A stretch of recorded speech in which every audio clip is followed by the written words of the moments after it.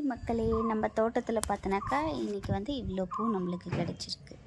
ஒரு பன்னீர் ரோஸ் கிடச்சிருக்கு, yellow colour சாமந்தி, and then light violet colour சாமந்தி, டார்க் கலர் சாமந்தி, அப்புறமா ஒரு குட்டியோண்டு ஒரு ரோஸு, இங்கே ஒரு பெரிய ரோஸ் ஒன்று கிடச்சிருக்கு, ஒயிட் கலர் சாமந்தியும் கிடச்சிருக்கு. இது எல்லாமே நம்ம தோட்டத்தில் பறித்த பூ. என்னப்பன் முருகனுக்கு போடலாமா? வாங்க போடலாம்.